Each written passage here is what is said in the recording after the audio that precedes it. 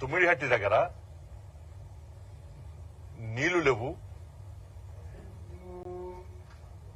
నీళ్లు లేకపోవడం వల్ల నీటి లభ్యత లేకపోవడం వల్లనే మేము ఈ డిజైన్ మార్చినము. కాబట్టి 1,20,000 కోట్ల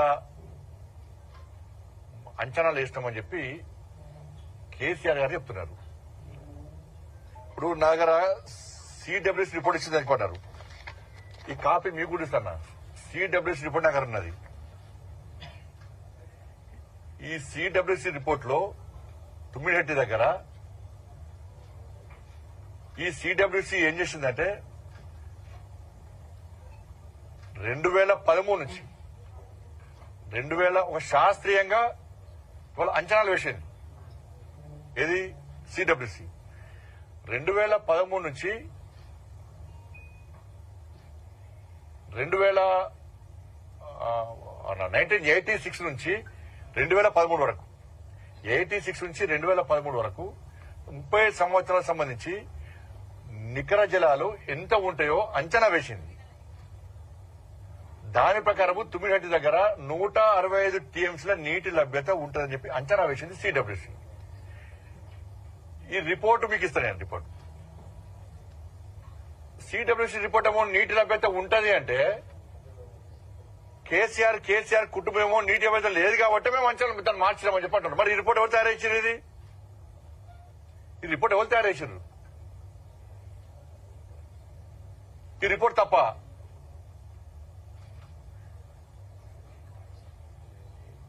సిడబ్ల్యూసీ రిపోర్ట్ పక్కా ఉంది. ఇది మీకు కూడా ఇస్తా.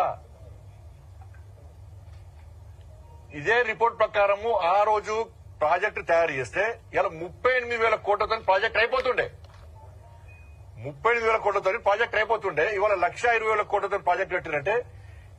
అంటే ఈ రిపోర్ట్ ఏమనుకుంటున్నాం? కేసీఆర్ కుటుంబానికి నాకు అర్థం కాలే. ఈ రిపోర్ట్ దొరకదు ఎవరికి.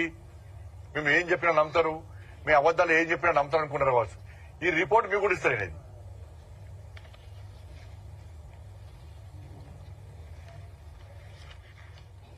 దాంతోపాటు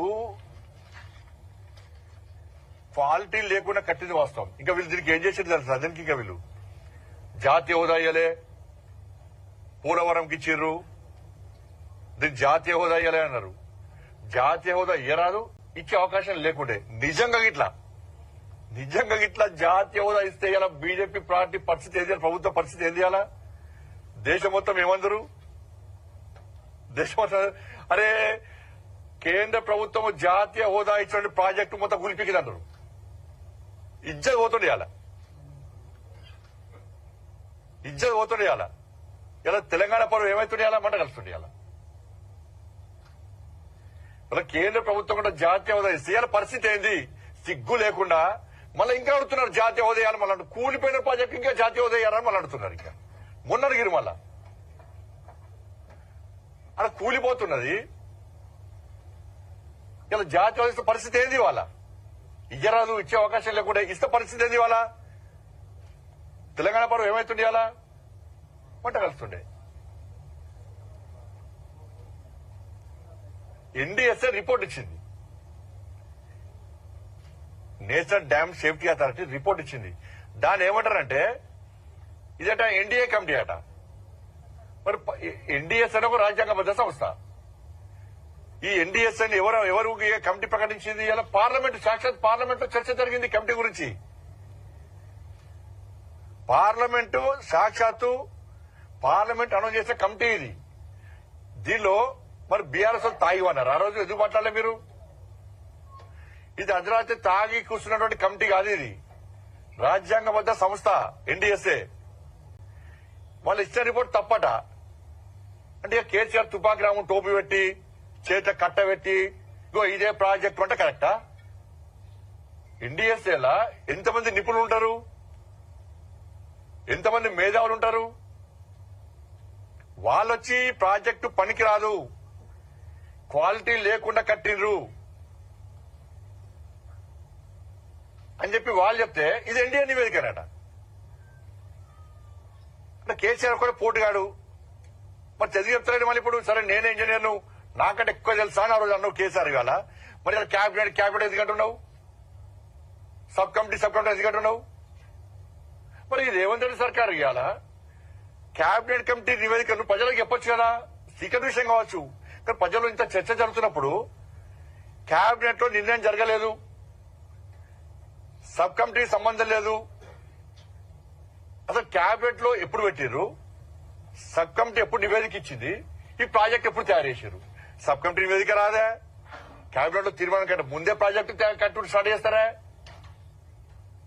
డిపిఆర్ సబ్మిట్ చేయకముందే మీరు సిడబ్ల్యూసీ ఏవి పర్మిషన్ లేకుండానే మీరు ప్రాజెక్ట్ తయారు చేస్తారా? ప్రాజెక్టు నిర్మాణం ప్రారంభిస్తారా? మీ ఇష్టానుసారం డిపిఆర్ తయారు చేసుకుంటారా? మీ ఇష్టానుసారం బ్యారేజ్ కడతారా?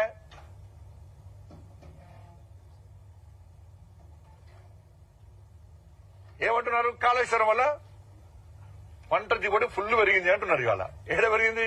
అప్పుడు ఏం చేసిర్రు? వర్షపు నీళ్లు, బోర్ నీళ్లు, మోర్ నీళ్లు పడితే పూలు జల్లురు, అక్షర జల్లురు, కాళేశ్వరం నీళ్ళు అన్నారు. ఏడ నీళ్లు కనబడతారు పూలు జల్లుడే. నీళ్లు కనబడితే పాపం పూలు చల్లుతున్నారు, అక్షింత చల్లుతున్నారు, కాళేశ్వరం నీళ్ళు అంటున్నారు. ఇక ఏ జిల్లాకు పోతే ఆ జిల్లా కాళేశ్వరం నీళ్ళు వస్తాయి, మీకు మన కాళ్ళు వరిగినాకనే పక్క జిల్లా పోతాయట. కరిమేళ్ళ మీటింగ్ పెట్టి సిద్దిపేట చెప్తారు కాళేశ్వరం ఫస్ట్ డైరెక్ట్ సిద్దిపేటకి వస్తాయి, సిద్దిపేట ప్రజల కాళ్ళు అడిగినాకనే వరంగల్ పోతాయట. వరంగల్ మీటింగ్ పెట్టి చేస్తారు డైరెక్ట్ నీళ్లు కాళేశ్వరం వరంగల్కి వస్తాయి, వరంగల్ కాలు అడిగినాకనే ఇంకొకటి పోతాయంటారు. 7 కాలాలు కూడా వర్షపు నీళ్లను బోర్ నీళ్లను అక్షింతలు వేసి పూలు చల్లి కాళేశ్వరం ఉన్నారు. నేను అడుగుతున్న బీఆర్ఎస్ పార్టీలను, కాళేశ్వరం ఉన్నప్పుడు పంట దిగుబడి ఎంత? కాళేశ్వరం ప్రాజెక్ట్ లేదు, ఇలా పంట దిగుబడి ఎంత? మరి పంట దిగుబడి కాళేశ్వరం ప్రాజెక్టు లేకున్నప్పుడు కూడా పంట దిగుబడి ఎందుకు పెరిగింది? ఇవాళ సమాధానం చెప్పండి దీనికి. మీకు కాళేశ్వరం ప్రాజెక్టు ఉన్నప్పుడు పంట దిగుబడి ఎంత, ఇప్పుడు పంట దిగుబడి ఎంతనో ఇవాళ రాష్ట్ర ప్రభుత్వం అధికారులు లెక్కలు పెట్టబడుతున్నాయి. ఇవాళ దాని మీద బీఆర్ఎస్ పట్ల సమాధానం చెప్పాలి. కాళేశ్వరం వల్ల ఏం ఫాయిదా ఏర్పడ్డది తెలంగాణ రాష్ట్రానికి?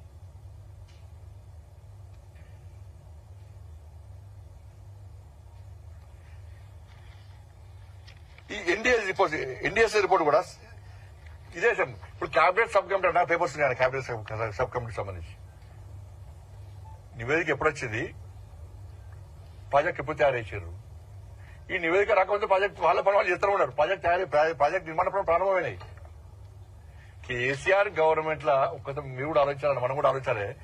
కేసీఆర్ గవర్నమెంట్ లో ఇంకొకరి మాట చెల్తుందా? కేసీఆర్ అనే వ్యక్తి కేబినెట్ పట్టించుకున్నాడా? కేబినెట్ మీటింగ్ పెడుతున్నానా? పెడితే ఏం ఆడుతుండే? చాలా ఐసి పంపిస్తుండే. కేసీఆర్ అనే వ్యక్తి ఇంకొకరి మాట వింటుండనా?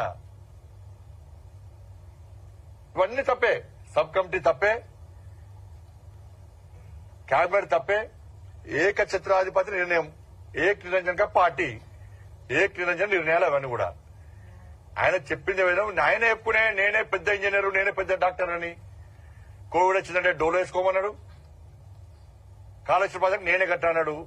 ఆయన పెద్ద రైట్ అది తుపాకీ టోపు పెట్టి ఆడ ఫోటోలు ఏదైనా ఫామ్ హౌస్ లా మీడియాలో పెద్ద బ్రేకింగ్, మొత్తం షేకింగ్, ఫ్రంట్ పై ఫోటోలు. తుపాగ్రామి టోపు చేయరు, చెల్ల కట్టడియలే ఉన్న రోజులు.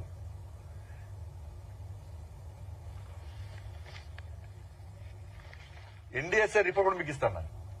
ఇది క్వాలిటీ లేకుండా ఇష్టానుసారంగా కట్టిరు. ఇది ఎందుకు పనికిరాదు. ఇది ఒక ప్లాన్ ప్రకారం కట్టలే, వాళ్ళ ప్లాన్ ప్రకారం బ్యారియర్ నిర్మాణం అంతా కూడా తప్పు అని చెప్పి ఎన్డీఎస్ఏ రిపోర్ట్ ఇచ్చింది. ఈ రిపోర్ట్ కూడా తప్పు అంటే ఇక మీకంటే ఎవరు ఇక మాకంటే తోపుగా ఎవ్వరు లేనకుంటే బీఆర్ఎస్ కేసీఆర్ కుటుంబం మేమే తోపునాం, మాకంటే తెలుగులో ఇవ్వలేరు ప్రపంచాలని చెప్పుకుంటారు. ఇక ప్రజలందరూ కూడా ముక్కున వెలుసుకొని ఇస్తున్నారు. కేసీఆర్ గవర్నమెంట్ లో కేబినెట్ నిర్ణయం తీసుకుంటారా? కేబినెట్ నిర్ణయం తీసుకొని పైకి కట్టిరా? అబ్బా గ్రేట్ అనుకుంటున్నారు. మాకు ఎప్పుడు తెలియదు, విషయం తెలియదు అనుకుంటున్నారు అందరు.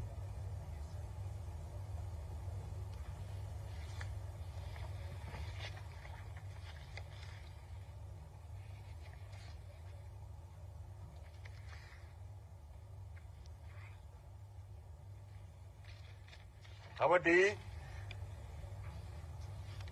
రాహుల్ గాంధీ గారు గతంలో వచ్చే చెప్పినట్టే ఆయన కూడా సేమ్ ఏటీఎం అని చెప్పిండు. సిబిఐ విచారణ జరపాలని చెప్పన్నాడు. ఇవాళ రేవంత్ గారి ప్రభుత్వం వచ్చిన తర్వాత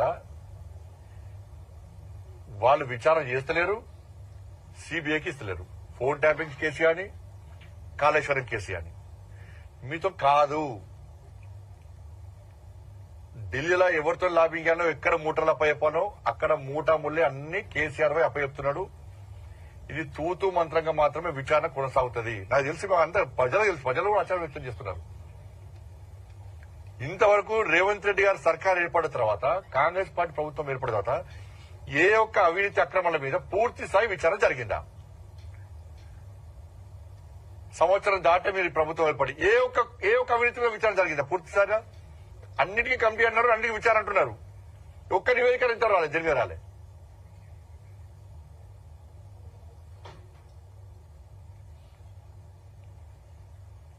కాబట్టి దీని మీద సిబిఐ విచారణ జరపాలి. దీని మీద సిబిఐ విచారణ రాష్ట్ర ప్రభుత్వం కోరాలి.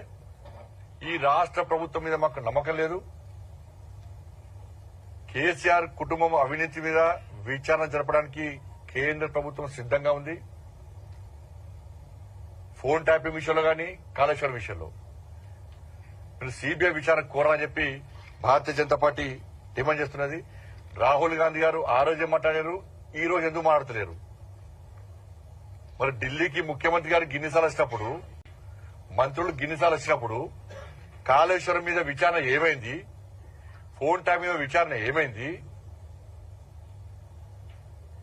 ఇలా కేసీఆర్ కుటుంబ చర్యలు ఎందుకు తీసుకుంటారని చెప్పి రాహుల్ గాంధీ గారు ఎందుకు అడుగుతలేరు? ఆయన అడుగుతలేరా? వీళ్ళు చెప్తలేరా? లేకపోతే ఒప్పందం కుదిరిపోయింది ఇద్దరి మధ్యలో?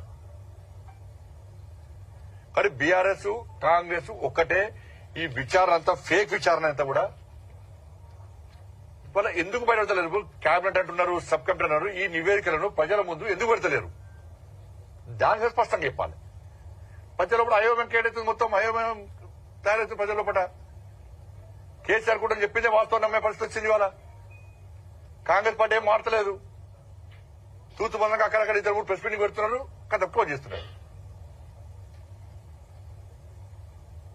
కాబట్టి దీని విచారణ జరపాల్సిందిగా, సిబిఐ విచారణ జరపాల్సిందిగా, దాన్ని కోరాల్సిందిగా భారతీయ జనతా పార్టీ డిమాండ్ చేస్తున్నారు.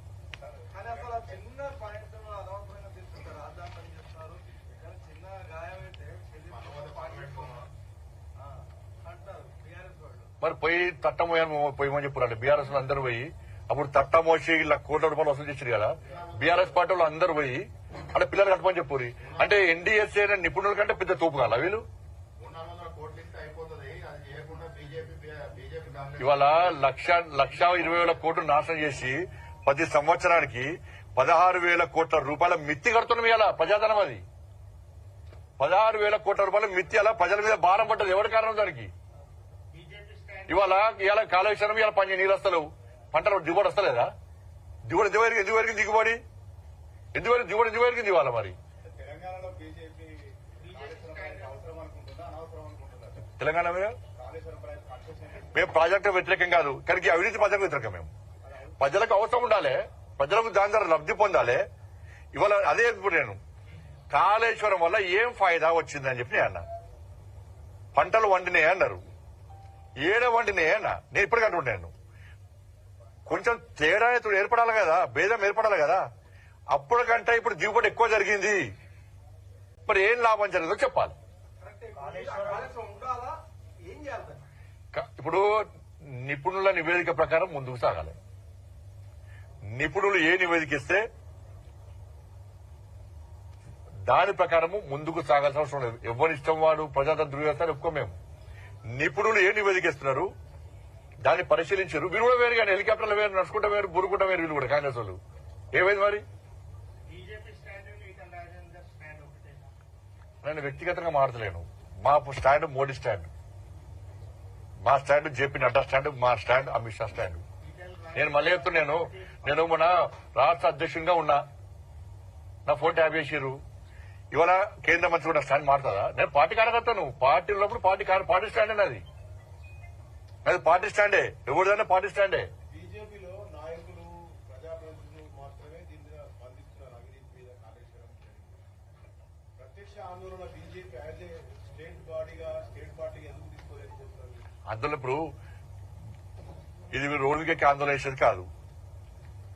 ఇప్పుడు ప్రభుత్వం విచారణ జరుపుతుందంటున్నారు. మేము న్యాయపరంగా ఎట్లా కొట్టాలని మేము ప్రయత్నం చేస్తున్నాం. ఇప్పుడు ఎన్డీఎస్ఏ కేంద్రానికి ఫిర్యాదు వచ్చింది. వస్తే ఎన్డీఎస్ఏ ఏం చేసింది, వచ్చి నివేదిక ఇచ్చింది. దాని మీద చర్యలు తీసుకోవాలి, కాంగ్రెస్ పార్టీ ప్రభుత్వం తీసుకోవాలి. సిడబ్ల్యూసీ నివేదిక కూడా బయటపెట్టాను నేను. ఇవన్నీ వచ్చినప్పుడు వెంటనే కేసీఆర్ కుటుంబం మీద చర్య తీసుకోకుండా ఇద్దరు అధికారుల మీద చర్య తీసుకొని చేతులు దుక్కుంటే ఏమనుకుంటారో అర్థం చేసుకోండి. పార్టీ స్టాండ్ అవినీతి ప్రాజెక్టు దీని మీద సిబిఐ విచారణ జరపాలి. మా స్టాండ్ క్లియర్ అన్న ఇష్యూ డైవర్ట్ చేయదు. ఇది కానీ మళ్ళీ వేరే డైవర్ కాళేశ్వరం ఉంటాడు. ఇప్పుడు ప్రభుత్వం కోరాలి కదా. నేను ఇప్పుడు రాహుల్ గాంధీ గారు వచ్చే చెప్పే ఏమన్నారు, సిబిఐ విచారణ జరగాలని చెప్పి ఎందుకు చెప్తలేరు? ప్రభుత్వం కూడా సబ్మిట్ చేస్తాం, ఇప్పుడు కూడా పంపిస్తా. ప్రభుత్వం మొత్తం కాదు అని చెప్పండి.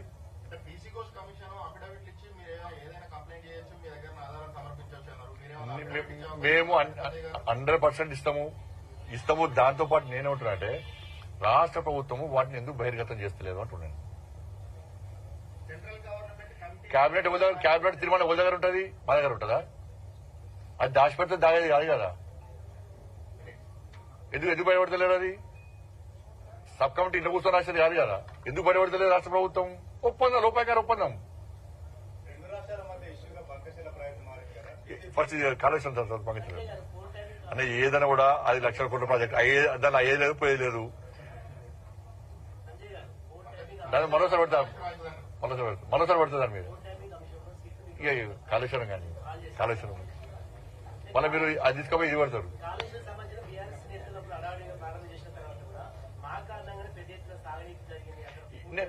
సంపద నేను అదే అడుగుతున్నాను. ఫాయిదా మీకన్నా పడ్డదా? ఇప్పుడు మహాదేవ్పూర్ పోయి రైతులు అడుగుతా వాళ్ళు చెప్తారు కదా, వాళ్ళ జాగాలు పోయినాయి, పొలాలు పోయినాయి, ఆస్తి నష్టం జరిగింది, వాళ్ళకి ఏం ఫాయిదా వచ్చిందో మహాదేవ్పూర్ పోయి మాట్లాడుతూ చెప్తారు కదా.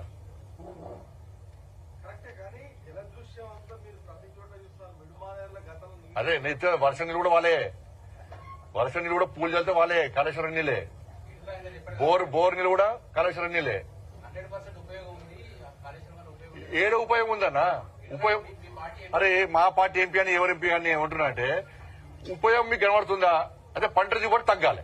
ఇప్పుడు కాళేశ్వరం నీళ్ళు వాడుకుంటలేం కదా, పంట దిగుబడి తగ్గాలి. తగ్గుతప్పుడు ఏమనుకుంటాం, ఎస్ కాళేశ్వరం వల్లనే ఈ రోజు పంట దిగుబడి తగ్గింది, పంట దిగుబడి పెరిగింది,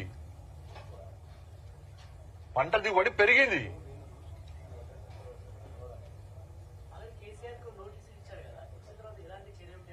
ఏముండే నాకంతే ఏముండే. ఇప్పుడు జైలు ఏం చర్యలు చెప్పుడు ఇవాళ? ఫామ్ హౌస్ కేసులో ఏం చర్యలు ఉన్నాయి, డ్రగ్స్ కేసులో ఏం చర్యలు ఉన్నాయి, ఈ ఫార్మల్ కేసులో ఏం చర్యలు ఉన్నాయి, ఫోన్ ట్యాపింగ్ లో ఏం చర్యలు? వీళ్ళ ముందరే నిధులు వారిపోతున్నారు, అమెరికా పోయి చర్చ జరిపి బయటకు వస్తున్నారు. ఏముండే టైం పాస్ పాలిటిక్స్ ఇవి. వాళ్ళ 6 గ్యారెంటీల మీద ప్రజల దృష్టి మళ్లించడానికి ఈ ఇద్దరు కలిసి ఆడుతున్న నాటకాలు ఇవి.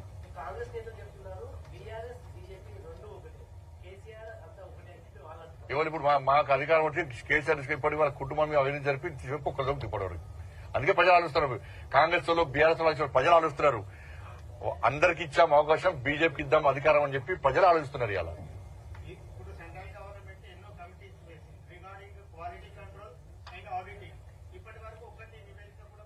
నివేదిక సిడబ్ల్యూ నివేదిక నేనే ఇస్తాను, ఎన్డీఎస్ఏ రిపోర్ట్ నేనే ఇస్తాను. ఇప్పుడు నాకు ఇప్పిస్తే మీకు పంపిస్తాను. ఎన్డీఎస్ఏ రిపోర్టు సిడబ్ల్యూ రిపోర్టు నాకు మీకు పంపిస్తా. ఈ ప్రభుత్వం దగ్గర ఉన్నాయి. ఏం యాక్షన్ తీసుకున్నది? ఎందుకంటే ఇప్పుడు కేంద్ర ప్రభుత్వం ఇచ్చినప్పుడు వాళ్ళు చర్యలు తీసుకొని రిపోర్ట్ ఇచ్చినప్పుడు వాటి మీద చర్యలు తీసుకోక మళ్ళీ ఈ కమిటీ అయింది. మళ్ళా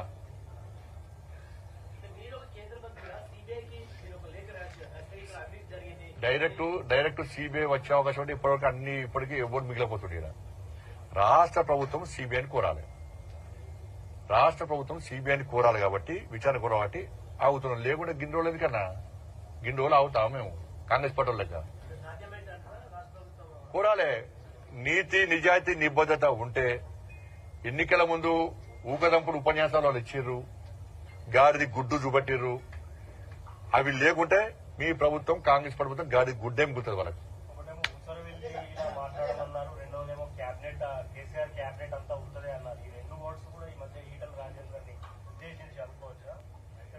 నేను మాట్లాడింది కాళేశ్వరం అవినీతి ప్రాజెక్టు విషయంలో అన్నా.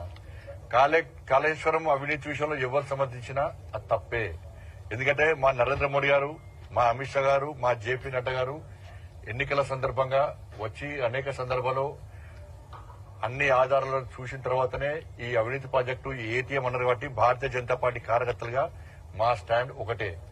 ఈ స్టాండ్ మార్చుకుంటే పోయి వాళ్ళని అడగండి. ఇది కానీ కాళేశ్వరం కానీ రేపు మళ్ళీ పడతాం. ఫోన్ ట్యాపింగ్ బంకించాలి మళ్ళీ పడతాం. మీకు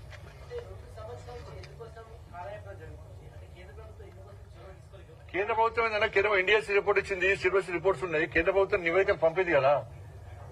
నివేదికలు పంపుతూ రాష్ట్ర ప్రభుత్వం మన కమిటీలు పెడతాం, విచారణ కాలయాపన చేస్తుంది కదా. కేంద్ర ప్రభుత్వం ఇచ్చిన ఎంక్వైరీ చేసి ఆ రిపోర్ట్ మీద చర్యలు తీసుకోవచ్చు కదా. ఎందుకు పక్క పెడుతుంది కేంద్ర ప్రభుత్వం? మరి అది అన్ని ఏం చేస్తారంటే మళ్ళా దీన్ని కౌంటర్ గారు బీఆర్ఎస్ ఇది అదే చెప్పినా కథ మళ్ళీ అది పోతుంది. మందుడు నేర్పాడు నదుకు. అప్పుడేమో నదులకు నడక నేర్పినా అన్నాడు, ఇప్పుడేమో క్యాబినెట్ అంటున్నాడు. అప్పుడేమో నదులకు నడవాలి, ఎట్లా వంక నడవాలని చక్క నడవాలని నేర్పినప్పుడు అప్పుడు ఇంజనీర్ ఆయనే. ఇప్పుడు నాకేం సంబంధం లేదు క్యాబినెట్ అంటున్నాడు. నదులకు బ్యారెల్ నింపింది ఆయనే, బ్యారెల్ కట్టింది ఆయనే. నాకంటే పెద్ద ఇంజనీర్ వాళ్ళు ఉన్నారు.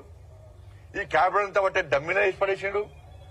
నదులకు నడక నేర్పిన కేసీఆర్ ఇవాళ క్యాబినెట్ మీద ఎందుకు